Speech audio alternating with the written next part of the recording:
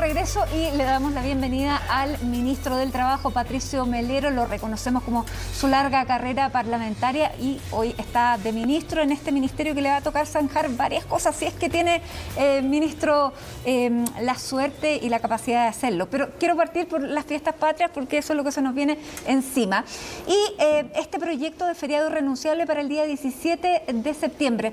¿Por qué el gobierno se opone argumentando que va a afectar a las pymes cuando las pymes pueden ser atendidas por sus propios dueños en feriado irrenunciable y trabajar? Bienvenido. Hola, ¿cómo está? Buenas noches, Matilde, Paula, hola, Daniel y Francisco y a todos quienes están en la sintonía. Mira, es un tema lo vamos a iniciar a tramitar mañana en la sesión de trabajo de la Cámara de Diputados. El gobierno estima que es mejor no innovar en materia de feriados irrenunciables. El mismo Parlamento aprobó 5 feriados irrenunciables, que son el 1 de mayo, el 25 de diciembre, el 1 de enero, el 18 y el 19 de septiembre. Y además el Parlamento en la ley estableció que cuando un feriado cayera día viernes, como era ahora, era feriado. Ahora algunos parlamentarios quieren que además sea irrenunciable. Yo creo que es un tema discutible, pero a mí en principio me parece que en un país que lleva 1 año y medio de pandemia, que ha golpeado tan fuertemente a la pequeña, mediana y sobre todo microempresa, no darles la posibilidad que uno de los 3 días de feriado puedan trabajar, es cortarles las manos a un sector que ha estado pasando por muchas dificultades. Ahora, yo entiendo que esto es un tema que pueden haber distintas opiniones, pero en este punto el gobierno más bien prefiere que se mantenga como el mismo Parlamento lo aprobó, dejando el 17 como feriado, pero no irrenunciable, y sí el 18 y el 19 irrenunciable. Pero el argumento de las pymes, ¿por qué se mantiene cuando las pymes sí pudieran trabajar? Sí, es que algunas, porque acá el primer proyecto que se presentó fue declarado inadmisible por el Congreso. Los autores después ahora dijeron, salvo las pymes que tengan de 50 trabajadores hacia abajo, que van a poder trabajar, el resto no. Y yo digo, ¿y la pyme que tiene 51 trabajadores? ¿Le vamos a decir, usted no puede trabajar? ¿Te fijas? Entonces, claro, morigera esta segunda propuesta en la propuesta anterior, pero creo que sigue teniendo inconvenientes y nosotros preferimos en esta materia no innovar a un tema que el Congreso en su momento zanjó bien con 5 feriados irrenunciables y con el día 17 feriado, si es que cae día bien. ¿Y va a tener los parlamentarios? Porque están todos díscolos, no sé si en esto. Miren, no es un tema de principio, esto es una discusión que me parece que hay distintos puntos de vista y el Congreso lo resolverá. Mañana vamos a iniciar el trámite en la Comisión de Trabajo. Sobre el cuarto retiro, ministro, ¿ustedes tienen confianza en que va a haber alineación completa de los parlamentarios cuando se vote? En contra del cuarto retiro, por supuesto, me refiero. ¿Usted se refiere a los de Chile Vamos, me imagino? O a los de Chile Podemos Más. Es que yo tengo la esperanza, Daniel, que este tema del cuarto retiro no sea un tema exclusivo y excluyente de la bancada de parlamentarios de Chile Vamos, y que de alguna manera terminemos con este verdadero divorcio que ha existido entre lo político y lo técnico.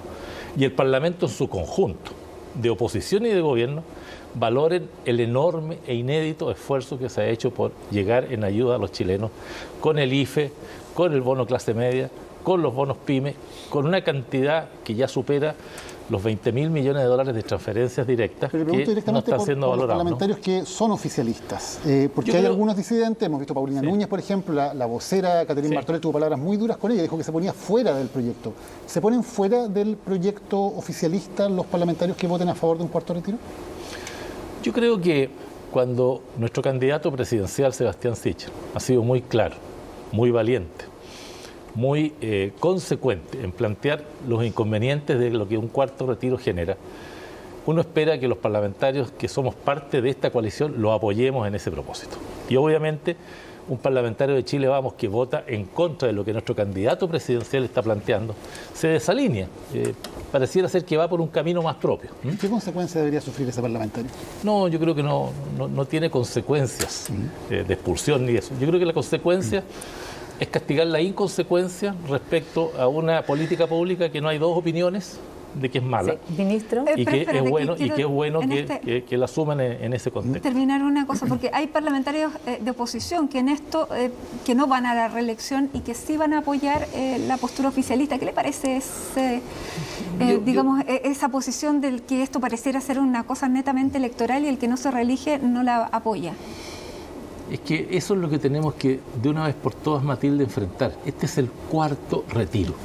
Pareciera ser que a veces los parlamentarios no se hacen responsables del daño que van a generar sobre las futuras pensiones. Claro. Y probablemente no van a estar para tener que pagar ese daño o enfrentarlo. Entonces, el llamado, al tiro, Paula, el llamado es al Parlamento a dejar de mirar tanto los votos y mirar más la situación previsional de muchos millones de chilenos que se van a quedar con 0 pesos en sus cuentas. Pero, ministro, la realidad es que ya, o sea, como con cada retiro, finalmente, lo que usted está pidiendo no pasa y ya digamos, esto ya empezó su camino. Le quiero hacer una pregunta bien concreta. ¿No cree que también su sector es responsable de este desfonde del sistema de pensiones? Porque no estuvo disponible para hacer una buena reforma de pensiones a tiempo, como por ejemplo en el segundo gobierno de la presidenta Bachelet, en que se proponía mantener el 10% de la AFP y 3% a la AFP y 3% a un fondo solidario. Perdona que la corrija, Paula, eso no fue parte del gobierno de la presidenta Bachelet. La propia concertación rechazó el proyecto de la presidenta Bachelet. Recordemos que Bachelet planteó la AFP estatal, eso después se cayó, y después plantearon un proyecto de ley distinto. Lo que usted está mencionando es el acuerdo que se alcanzó en el gobierno del presidente Piñera, en la Cámara de Diputados, con un acuerdo con la democracia cristiana, que fue el 3 y 3. Y desgraciadamente después en el Senado fue desahuciado el acuerdo que nosotros alcanzamos con la oposición. Entonces, lo único que el gobierno ha tenido de verdad es voluntad de subir las pensiones a los chilenos. Y quiero decir una cosa, no vamos a bajar los brazos y vamos a agotar todos nuestros esfuerzos porque eso se logre. Y tenemos una alternativa y un proyecto para terminar de mejorarle las pensiones a la enorme clase media que hoy día no está recibiendo ayuda. Pero ¿por qué no estuvo disponible, por ejemplo, para el proyecto de la senadora Goitz y el senador Letelier de en el fondo hacer un 6% a un ente público y mantener el 10% de las AFP? Porque nosotros no somos partidarios de que el ahorro que hace un trabajador no vaya al menos la mitad de él a la cuenta individual. Claro, pero ¿no cree que digamos, poner ese límite haya terminado finalmente en que todo el sistema se esté destruyendo? Pero, Paula, por mantener eso, digamos, y no estar disponible en la negociación. O sea, le estoy hablando, la presidenta Bachelet II tuvo la comisión Bravo, fueron esas las conclusiones las que le estoy diciendo yo, y resulta que tampoco estuvieron disponibles para eso. Es que estuvimos no solamente disponibles, sino que logramos un acuerdo en la Cámara de Diputados, Paula, con la oposición. La encabezó Fuad Chahín, que era el presidente de la democracia cristiana, y un grupo muy importante parlamentario. Lo que pasa es que después, en el Senado, dijeron que no les gustaba el 3 y 3 y querían que los 6 puntos adicionales fueran enteramente un fondo colectivo. Y nosotros creemos, como lo cree por lo demás la inmensa mayoría de los chilenos, que el ahorro previsional que se hace debe ir, al menos una parte muy importante, a la cuenta individual, porque así como es plata que hoy día pueden girar en los giros, y los chilenos han tomado conciencia que esa plata le pertenece, con mayor razón yo creo que hay que respaldar que los chilenos quieren que la plata que él ahorra vaya a una cuenta individual que le permita el día de mañana tener una mejor jubilación, y la solidaridad hagámosla con los recursos del Estado, pero no con el bolsillo del jubilado. Estamos en lo que estamos finalmente, que ya no hay una negociación posible, y ya no hay una reforma de pensiones. Yo no cierro, Pablo, la puerta.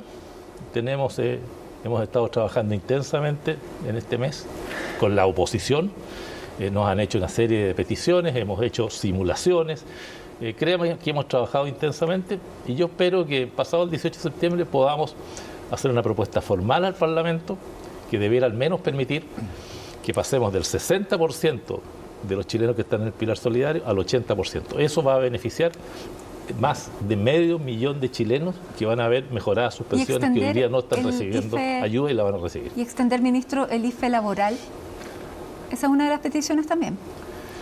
El IFE laboral, Matilde, está concebido como el tránsito lógico y normal del IFE universal hacia un IFE que subsidia al trabajador para que ese trabajador pueda, por su propio trabajo, generar un sustento, ¿no? Y por consiguiente, prolongar el IFE laboral como moneda de cambio a un acuerdo en pensiones me parece que son dos cosas muy distintas. No, es por el retiro de este último 10%, porque el gobierno está en condiciones de llevar esto al Tribunal Constitucional cuando se está a puertas de una elección, considerando lo que pasó la vez anterior cuando lo llevó al Tribunal Constitucional, que fue la debacle electoral. Yo creo que un gobierno nunca puede dejar de estar disponible a utilizar los instrumentos que la ley le permite. ¿Lo usaría? Nosotros queremos hoy día agotar la persuasión. tenemos la convicción de que hoy día hay un escenario muy distinto al del primer, segundo y tercer retiro. Fíjese, rápidamente, tenemos 83% de la población vacunada, un país aumentando el empleo, la reactivación económica y también un país que está poniendo todos los elementos para que podamos volver a una senda de mayor normalidad. Ministro, entonces, bueno, yo creo que hoy día se justifica mucho menos un retiro de lo que probablemente en el pasado se hizo. Y así como no se justifica el retiro, ministro, el IFE fue establecido como una forma de paliar los efectos de las cuarentenas. Y en ese sentido, hoy día lo que tenemos es esta extensión del IFE hasta diciembre. Claro, suena súper bien, pero el problema es, como lo han dicho, por ejemplo, Joseph Ramos, que no es un economista, digamos, del Libertad de Desarrollo, decir acá ninguna persona que está ganando lo mismo que ganaba antes debería recibir el IFE, porque esto tiene consecuencias económicas que son desastrosas en cuanto de déficit fiscal, etcétera, hacia adelante. ¿El gobierno posterga el IFE y lo mantiene hasta diciembre por una cosa electoral? No, por una convicción de que entramos un poco tarde, Francisco, con la ayuda. Eso lo reconoció el propio presidente en su cuenta al país en el mes de junio. Y era necesario compensar la caída en el ingreso de millones de chilenos que se vieron afectados por la pandemia. Entonces, yo creo que tiene un componente social de ayuda y por eso que tiene fecha de término en noviembre. El último pago es en diciembre. Y por eso que se reemplaza por el IFE laboral, ¿Y ¿no? quién fue el responsable de haber entrado tarde? Yo creo que entramos tarde en la cuantía, porque ayuda de IFE hubo desde el comienzo, bonos de clase media y distintos bonos hubo desde el inicio, pero quizás no apreciamos en toda su magnitud la necesidad de ir con una ayuda más sustancial, cosa que se corrigió ahora con un IFE que yo creo que es realmente muy importante. Pero, a veces siento yo que perdemos la dimensión de lo que significa 2.800 millones de dólares mensuales. El otro día en una gira el ministro Moreno me decía, a usted que le gustan las comparaciones, Daniel, decía que este es equivalente al presupuesto del Ministerio de Obras Públicas de todo un año. O visitamos la obra del nuevo puente que va a cruzar el canal de Chacao, el puente de Chiloé, que cuesta 700 millones de dólares. En un mes de IFE se van 4 puentes ministro, de Chiloé, ¿no? Entonces tenemos que ir evolucionando, claro, Francisco, del IFE al ILE laboral. Usted representa un sector y estuvo 30 años, ¿cierto?, en el Congreso representando un sector que siempre abogó por la focalización, es decir, un Estado que llegara a aquellos que realmente necesitaban con urgencia los recursos, dada la escasez que existe de recursos, que es una realidad, ¿cierto? Entonces, en ese sentido, más allá de haber llegado tarde, que puede haber sido una razón, pero la justificación de un gasto de casi 3.000 millones de dólares, digamos, mensuales, esto tiene consecuencias hacia adelante. O sea, el gobierno que asuma va a asumir con un déficit fiscal mucho más grande, digamos, de lo que es lo razonable. Y en ese sentido, entonces, es plata que hoy día se entrega a costa de plata futura para hacer lo que usted estaba diciendo, hospitales, puentes en muchos lugares, etcétera. Entonces, en ese sentido, ¿cuánto pesa lo electoral en esto? Y yo creo que lo electoral, en un año electoral, obviamente, Francisco, que está presente. Pero a mí me tocó participar mucho en la decisión de esto y yo siempre veía que había un énfasis preeminentemente social, de repercusión de ayuda, porque hoy día la familia tiene que verla como un grupo que se interconecta entre sí, que se ayudan unos con otros. Por algo el IFE lo cobra el jefe de familia, no es individual. Y a ese aporte del jefe de familia se suma probablemente el de un adulto mayor que tiene una jubilación, el de un joven que trabaja y usted genera un ingreso. Y nos pareció a nosotros que, dada la magnitud del daño, la destrucción de 2 millones de empleos y la caída a cifras muy importantes de un crecimiento negativo de menos 4,5, ameritaba también un esfuerzo en esta recta final de esta magnitud, pero con tiempo acotado, por eso que se termina, y con una transición, un nuevo instrumento que incentiva a que la gente se contrate para recibir el beneficio. Ministro, ¿y cómo se explica usted que en sus palabras hayan entrado un poco tarde con la ayuda? Porque si este IFE se hubiera pagado, no digamos del principio, porque en marzo, abril nadie tenía idea de la dimensión, pero ya en junio, cuando estaba claro la dimensión del problema social, por ejemplo, probablemente no hubiera habido retiros de las AFP, no estaríamos hablando del cuarto retiro porque no hubiera ocurrido el primero.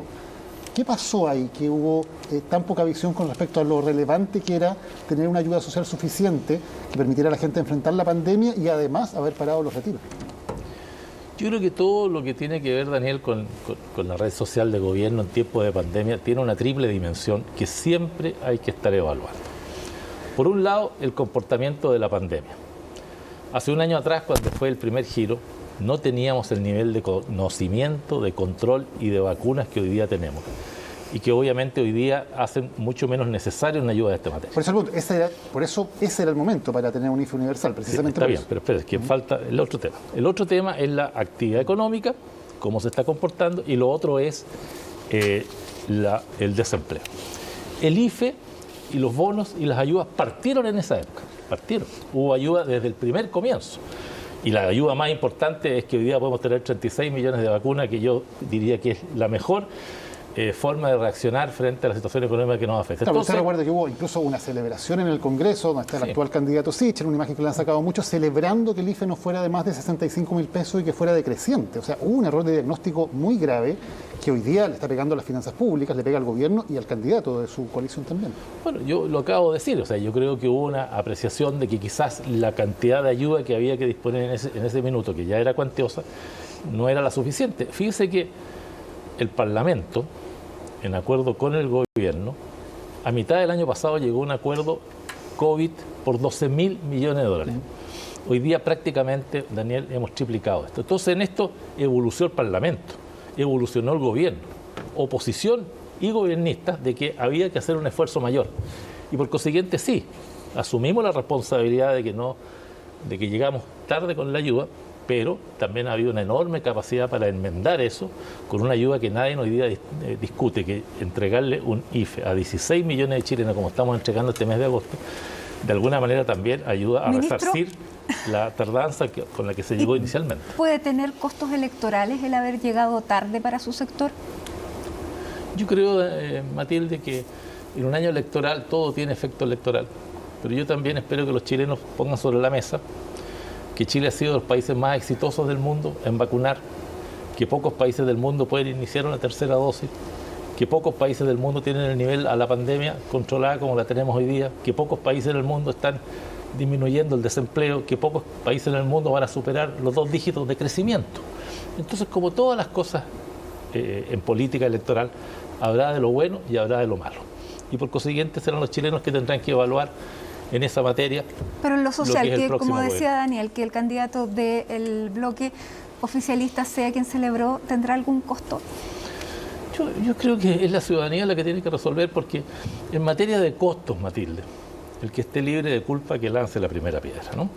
Uno también podría reprocharle a la oposición, digamos, haber llevado al país a un nivel de gasto de extracción de recursos de las pensiones de 50.000 millones de dólares y ser los principales responsables de que los fondos DIE tengan rentabilidad negativa, o de haber generado una situación de inflación que empobrece y dificulta a las personas que tienen menos ingresos. Entonces, en materia de responsabilidad, nadie es blanca paloma, ¿no? Todos tienen alguna cuota y cada uno tendrá que asumirla y el electorado tendrá que evaluar. Ministro, quiero preguntarle por los salarios, porque obviamente una de las consignas y las molestias más grandes del estallido fueron los bajos salarios, y este martes el INE confirmó que la mitad de las y los trabajadores chilenos recibieron ingresos iguales o inferiores a 420.000 pesos en el 2020. ¿Los empresarios debieran subir los sueldos de los trabajadores? Siempre, Paula. Pero como ministro del Trabajo, digo, usted ahora tiene una situación de poder respecto de esto. Lo que pasa es que para pronunciarse en eso uno tiene que saber ponerse en los zapatos del que tiene que producir y pagar, ¿no?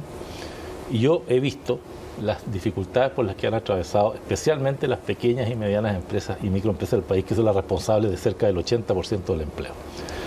Y han tenido que pedir la ayuda del Estado y la han tenido. Yo lo que espero es que progresiva y sostenidamente los salarios vayan mejorando en Chile. Pero eso tiene que ir de la mano también del mejoramiento de la productividad. Tenemos que seguir controlando la pandemia, tenemos que tener los elementos para que aquello se dé. Ministro, pero como ministro, ¿no cree usted también que se tiene que poner en los zapatos de aquellos que ganan 400.000 pesos y tienen que vivir con esa plata? Bueno, desde luego, y por eso, como gobierno, hemos ido en auxilio justamente de los que ganan menos. Claro, pero digo, no como beneficio del Estado, sino como que haya salarios que permitan tener una vida digna. Mire, le cuento una cosa interesante, Paula, con motivo de la discusión del salario mínimo, que siempre es polémica. Este año, al aprobarse el reajuste y al aprobarse que el ingreso mínimo garantizado, que adiciona 50.000 pesos al salario mínimo, hoy día tengan los empleadores que informarle al Ministerio de Desarrollo Social para que ojalá lo reciban todos, se acordó en esa ley que a partir del mes de diciembre una comisión que va a estar integrada por los Ministerios de Hacienda y Trabajo, empleadores y trabajadores, vamos a resolver cuál va a ser el nuevo salario mínimo. Y a mí me parece que es muy interesante eso como ejercicio deliberativo para establecer cuál es el salario que deben de recibir los chilenos, al menos el mínimo, que siempre es la referencia ahí hacia arriba. Por consiguiente, yo creo que tenemos que ir hacia un salario mínimo que suba en la misma proporción que aumenta la productividad y la economía, y por otro lado, te fijas, también no dejar de ayudar con recursos del Estado a quienes tengan dificultad para encontrar un trabajo. Pero más allá del sueldo mínimo, lo que llama la atención cuando uno compara a Chile con países de desarrollo, de PIB similar, es precisamente lo que decía Paula, el bajo nivel de los sueldos medianos, 420.000 pesos, o sea, la mitad de los trabajadores con empleo formal gana menos de esa cifra. ¿Cuál es su explicación para que los sueldos en Chile, con el nivel de desarrollo, con el PIB que tiene Chile, sean así? 420.000 pesos de mediano. Yo creo que tiene que ver con, como todas estas cosas, Daniel, con una situación multifactorial, ¿no? Tiene que ver sin duda con el nivel y capacidad de pago que la economía tiene. Segundo, con las capacidades que tienen los trabajadores, por eso que estamos reformando de forma muy importante nuestro Servicio Nacional de Capacitación y Empleo para entregarle a nuestros trabajadores las destrezas, las competencias para que ganen empleabilidad. Y tiene que ver también a veces con una visión egoísta de algunos empleadores que ven el beneficio propio y no están dispuestos a compartirlo como corresponde con sus trabajadores. Por eso que estamos revisando también la ley en materia de gratificaciones y otras cosas para que se comparta mejor la utilidad, ¿no? ¿No faltará competencia en materia laboral entre los empleadores? Yo creo que también puede ser perfectamente un factor. Hay mucha concentración hoy día, Sebastián Sichel lo decía, a veces no hay toda la competencia que se requiera, y por eso que vuelvo a decirlo, todo esto se puede ir dando, pero hay algo que es lo más trascendente, que es lo que permite que todo esto que estamos hablando se vaya dando, que los países tengan crecimiento económico. Claro, pero una cosa es que el país tenga crecimiento económico es muy importante, y otra cosa es cómo se distribuye ese crecimiento económico entre capital y trabajo, que es un factor aparte. En otros países, por ejemplo, países europeos, en un momento se hizo la decisión de darle más poder a los sindicatos, por ejemplo, para que hubiera una repartición más equitativa entre capital y trabajo. ¿Usted no cree que los sindicatos deberían tener más poder para negociar en Chile como forma, por ejemplo, de que haya una negociación en igualdad de condiciones y a lo mejor permitir que esos sueldos medianos suban? Lo primero que tenemos que partir por mejorar es el porcentaje de sindicalización, que en Chile es muy bajo, es del orden de un 13%, y por consiguiente los trabajadores tienen que sentir que el sindicato es una organización muy importante para los procesos de negociación colectiva. Tenemos también que avanzar en una mayor flexibilidad laboral. A veces es cierto que tenemos un sistema muy rígido y un sistema con jornadas de trabajo que vayan disminuyendo, pero con adaptabilidad laboral, con posibilidad de hacerlo gradualmente y con mejoramiento de la productividad, creo yo que son todos elementos que van a ir generando un círculo más virtuoso para que los salarios suban y haya mayor justicia en cómo se redistribuyan. Ministro, estamos tomando bien la cifra de desempleo, porque si uno ve la curva que informa la AFP, digamos, de los asalariados y la curva del INE, en el fondo se ve una dicotomía y por lo tanto los técnicos están diciendo que puede que el INE no esté midiendo bien el desempleo. Lo que pasa es que el INE, Francisco, a diferencia... El empleo formal, ¿eh? Sí, del empleo formal. Bueno, lo que pasa es que el INE mide las dos. Sí, mide el formal, empleo formal. mide el formal y mide el informal. Y las cifras que usted señala, que son cifras, me imagino yo, de la Superintendencia de Pensiones, que es la que lleva el control de cuántos están cotizando, registra a muchas personas que también, ojo con eso, están cotizando pero no están trabajando, porque se acogieron a la ley de suspensión del empleo, que recuerde que la ley de suspensión del empleo lo que hace es que le mantiene el contrato de trabajo a usted no está trabajando estrictamente, pero el empleador le sigue pagando las cotizaciones. Entonces hay algunas distorsiones que hacen que las cifras sean distintas entre uno y otro. Nos queda súper poco tiempo y quiero cambiarlo totalmente de tema, ya que ha sido una persona emblemática dentro de la UDI. ¿A usted le llamó la atención la derrota de Joaquín Lavín? Mire, me dolió. Me dolió porque yo considero que Joaquín Lavín es de las personas del mundo de la centro-derecha que más ha aportado a la renovación del pensamiento de la centro-derecha. ¿Se la esperaba que perdiera? Yo notaba ya 15 días antes que había un ambiente de decaimiento de su candidatura, pero igual pensé que iba a ganar. Y creo que al final Joaquín trató justamente de dar vuelta la forma de cómo debía enfrentarse el pensamiento de la centro-derecha con toda su mirada de integración social. Fue en la campaña del 99 con Viva el Cambio el que yo creo que hizo el cambio sociológico más importante de las clásicas miradas de la derecha. Fue el que nos sorprendió a todos con una serie de situaciones. ¿La socialdemocracia, perdón, también usted la compartió? Yo creo que, mira, yo creo que eso, Paula... ¿Se equivocó? No, yo creo que fueron formas de señalar una voluntad de cambiar las cosas, no con estricto apego a lo que ser socialdemócrata significa.